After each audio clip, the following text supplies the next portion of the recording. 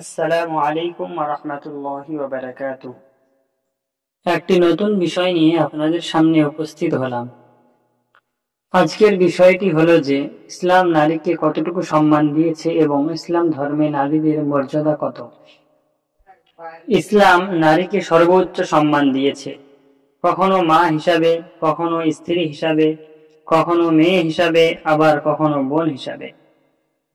ইসলাম আগমনের আগে জাহিলিয়াতের অন্ধকার যুগে নারীরা ছিল চরম অবহেলিত, ঘৃণিত। তখন তাদের বেঁচে থাকার অধিকারটুকু পর্যন্ত হরণ করা হতো। কন্যা সন্তানকে জীবিত মাটিতে পুঁতে ফেলার নির্মম ঘটনাও ঘটেছিল সেই সময়।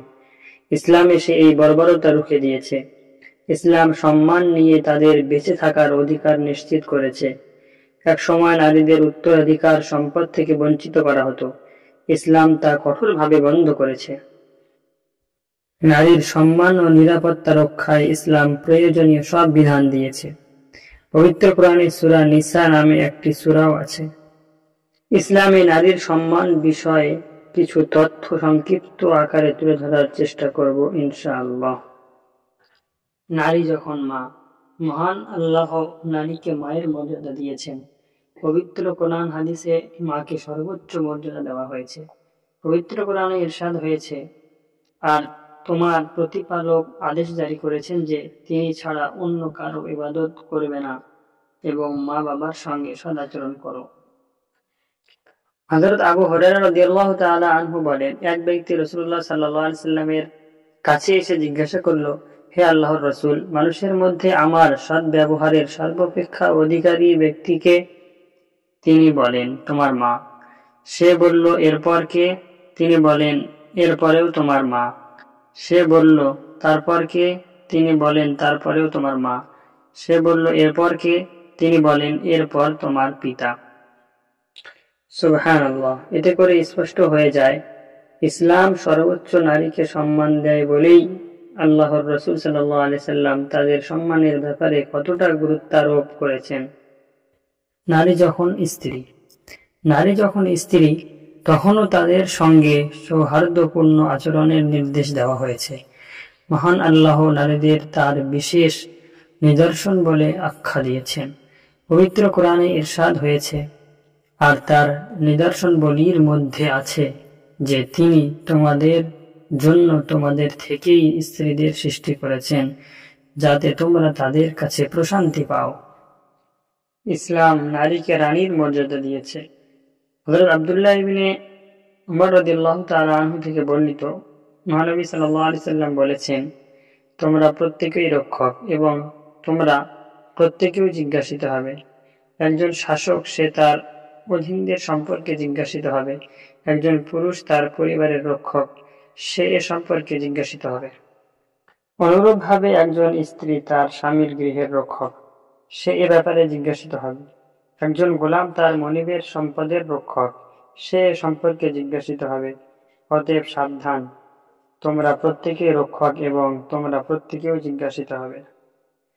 নারী যখন মেয়ে, ইমাম শাফি রহমতুল্লাহ আলাইহি বলেন, সন্তানরা আল্লাহর নিয়ামত, আর মেয়ে সন্তানরা পুণ্য। মহান আল্লাহ নিয়ামতের হিসাব নেন আর পুণ্যের প্রতিদান দেন।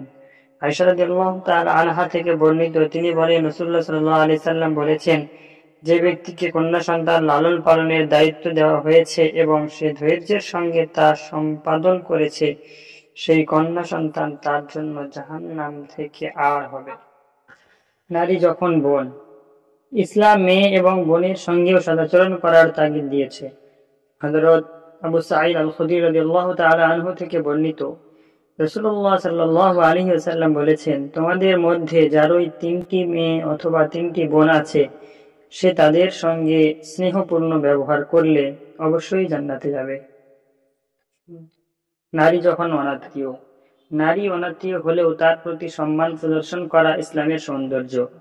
তার নিরাপত্তার বিষয়ে সচেতন থাকা সবার দায়িত্ব। ইসলামের ইতিহাসে নারীর সম্ভ্রম রক্ষায় বনু কায়নুকা গোত্রের সঙ্গে রক্তক্ষয়ী যুদ্ধ সংঘটিত হয়েছে। এক সাহাবী তার মুসলিম বোনের সম্ভ্রম রক্ষায় জীবন দিয়ে দিয়েছেন।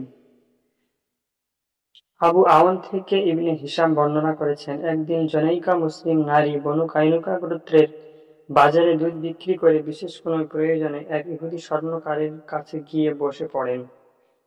কয়েকজন দুর্বৃত্ত ইহুদি তার মুখের নেকাব খোলানোর অপচেষ্টা করে, তাতে ওই নারী অস্বীকৃতি জানান।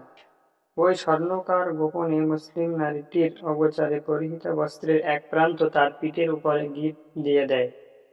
তিনি তা বুঝতেই পারলেন না। ফলে তিনি উঠতে গিয়ে বিবস্ত্র হয়ে পড়েন। এ ভদ্র মহিলাকে বিবস্ত্র অবস্থায় প্রত্যক্ষ করে নরপিশাচের দল হো হো করে হাততালি দিতে থাকলো। মহিলাটি ক্ষোভে ও লজ্জায় মৃতপ্রায় হয়ে আর্তনাদ করতে লাগলেন। তা শুনে জনৈক প্রতিবাদী মুসলিম ওই স্বর্ণকারকে আক্রমণ করে হত্যা করেন। প্রত্যুত্তরে ইহুদিরা মুসলিম লোকটির উপর ঝাঁপিয়ে পড়ে তাকে হত্যা করে। এরপর নিহত মুসলিমটির পরিবারবর্গ চিৎকার করে ইহুদিদের বিরুদ্ধে মুসলিমদের কাছে ফরিয়াদ করেন। এর ফলে মুসলিম ও বনু কাইনুকার ইহুদিদের মধ্যে বড় ধরনের সংঘাত বাধে। প্রায় 15 দিন সে গোত্রের দুর্গ অবরোধ করে রাখার পর তাদের সবাইকে বন্দী করা হয়। এই আলোচনা থেকে অনুধাবন করা যায় যে ইসলাম নারীদের সম্মান ও মর্যাদা রক্ষার প্রতি কতটা গুরুত্ব দিয়েছে। আল্লাহ তাআলা আমাদের সবাইকে নারীদের সম্মান রক্ষা এবং তাদের মর্যাদাকে অক্ষুণ্ণ রাখার তৌফিক দান করুক। আমিন।